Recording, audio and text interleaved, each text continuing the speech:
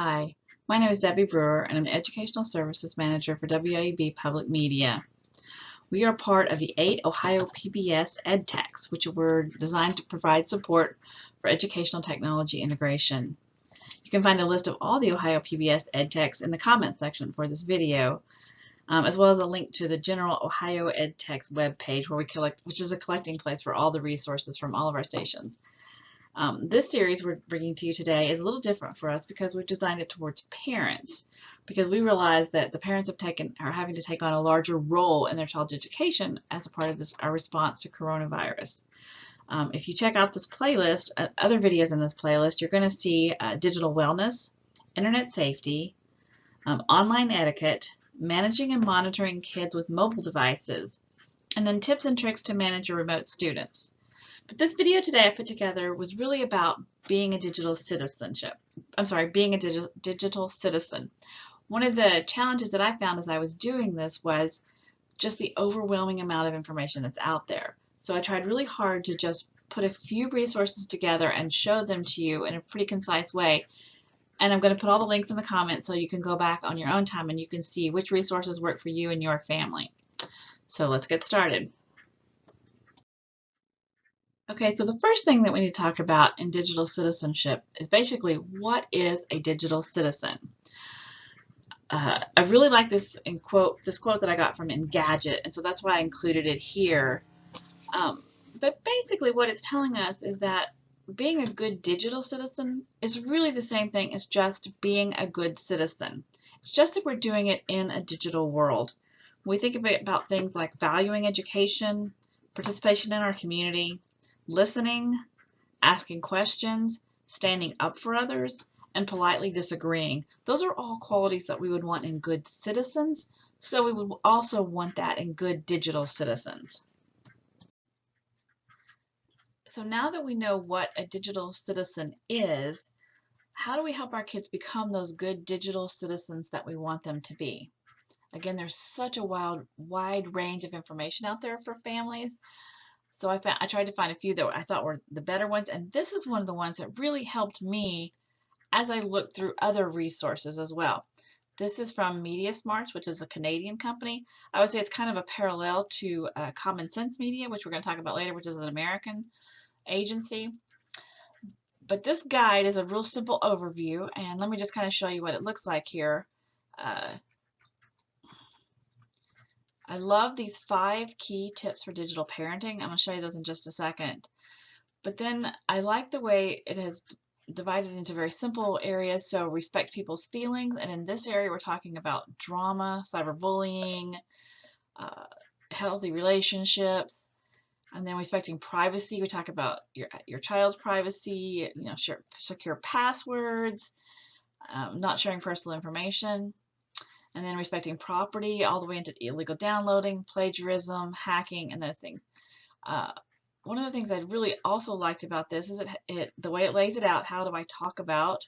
How do I do this thing? What should I do if? And when should I do these things? Also, it tells us, it gives kids a positive thing to do as well. So instead of telling kids all the things they shouldn't be doing, it also tells them what they should be doing. How do I talk about being a positive influence online? What are those good things I can do online and not just all the things that I shouldn't be doing online? So that's why I personally like this. If we go down here to these 5 key tips, I really think if you come here and you look at these are ones that you could use as you go through other resources. I love this one, don't be scared.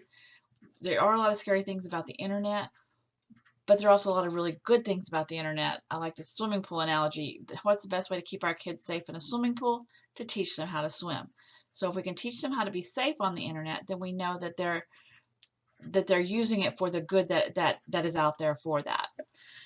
Talk to our kids. Don't wait until they're a problem to talk about them. Don't have one big talk, but talk about them at all the stages.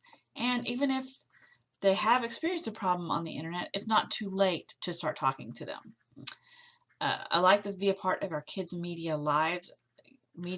Their gaming, all those things are such a part of who they are, so that if we can also become a part of that and we know what they're talking about, we're never going to play the games at the level that they do, but we can talk to them about what they enjoy about the internet, why these games interest them, what their characters are like. An interesting piece here is that if kids talk about, or kids are more comfortable talking about these sensitive issues when it is in the context of one of their characters. So that's a really nice way to address some of those more challenging issues if we're talking about it through a character.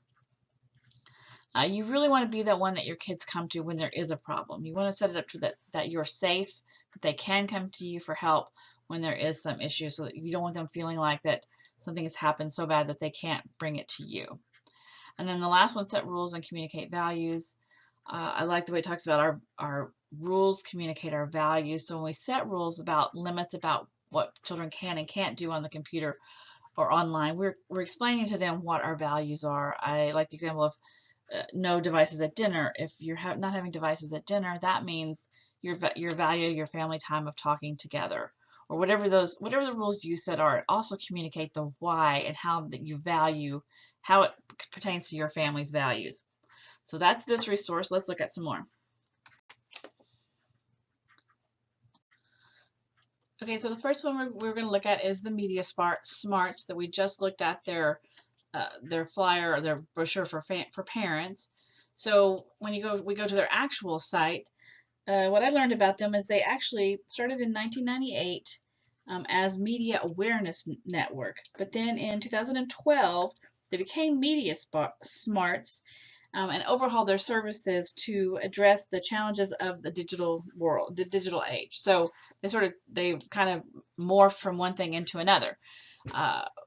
So when I went to their site too, I looked through all these different things, but then I went to the for parents site, and you can see they just have some nice resources here listed for parents, tip sheets, guides, they have workshops and tutorials, they have videos. And then I always then think about, well, what about the kids? What can the kids get? So I went to the games. I played some games. I played this Coco's Adventure, and this is about marketing. I would say that it's actually a great idea as parents if we go in and play some of these games on our own. I felt a little bit like an 8-year-old, but it really exposed me to what are some of those things that kids are being exposed to. So I sort of see it from a parent's perspective. So yeah, these are Coco's ad. It's about food marketing on the web. This is Cybersense and Nonsense. It's about cyberbullying. Online marketing and privacy. Anyway, so yeah, again, I only played like the first one, but I thought these they were very interesting, and they were sort of fun. They're not my favorite games, but they are fun to play. Okay, so the next one to look at is this Common Sense Media, and honestly, it just seems like the American version of MediaSmarts. It looks like very, very similar in a lot of ways. I like that it starts off for parents here. They'll do movie reviews and game reviews. So what your kids are interested in, you know, what did it say here? We review them before you do, so you know that if your kids are watching something, you can come here and you can check the media, the Common Sense Media review of it. Let's see. To get to the digital citizenship part, you need to go to the for educators. And when you do that, then you can come over here, and it is under Digital Citizenship Family Engagement Resources. There were some really nice guides here for parents. So you can get started. You can go into those, some toolkits and things. I think this is where, yeah, this is where some of these things. This is a new part. They're wide open schools. It's one of their things they have to address the new learning situations that we have under COVID-19. And let's see, the other thing under the Digital Citizenship Educators tab is the games. We're always going to look at the games. I did spend some time playing these. Let's see, did I play the Protective, I think I played Protective Password. Talkers was fun, and talking about being distracted and multitasking. Games were fun too. I liked them. I felt that there was a lot more to think about than I realized. I go back a screen here. Oh, let's see. I'm going to go to the other game here. back to digital compass for these 6 to 8. You can't see that probably on the screen. Um, what I really realized when I was playing some of these games is that the answer is not as yes or no as I would think it was. And so I may or may not have had to play these games a few times to get a perfect score, because I thought the answer was either yes or no, and sometimes the answer was think about it, pause and think about it. So again, just a really fun game. Still not my favorite, but a fun way for kids to learn. There's a really good chance your kids are playing these in school, so it might also be a thing for you to do, just to play these so you can see kind of what your kids are doing and how they're learning about being good digital citizens. Okay, so because I know you're dying to know, what is my favorite internet digital safety game? Uh, Here it is. It is Google's Be Internet Awesome. Uh, I can tell you that it's a very interesting way for kids to game and learn about internet safety, and I think without realizing that they are learning. Again, it's kind of like the other games, that the answers are not as simple as you think, and the skills that you have to play the games. I would love to, play the game and let you guys watch me play it here, but I think this is probably a better choice. I think it's maybe off the screen, but on this page that I'll link below is, if you go to the Families tab, that's where we're on now. So it talks about digital safety resources, tools for the home. So here's here's a guide to Be Internet Awesome. Here's and then here's Interland. That's the game set, and you can play your little heart out right there. It is super fun. And then just some other resources for families that I think are really good. So you can make your own Internet there. So this is one of my favorite ones too. I can tell you, if your kids are in Google schools, there's a good chance they are already playing these. So it would be also a good thing for you to go on and play them too, just so you can see what they're learning. So it helps you to see it from their perspective as well, kind of like all the other games. So this is the one of the, I guess the fourth one, the Be Internet Awesome curriculum from Google. Okay, this last resource is admittedly very different than the other ones, because it is a site that does have ads on it too, so it's not as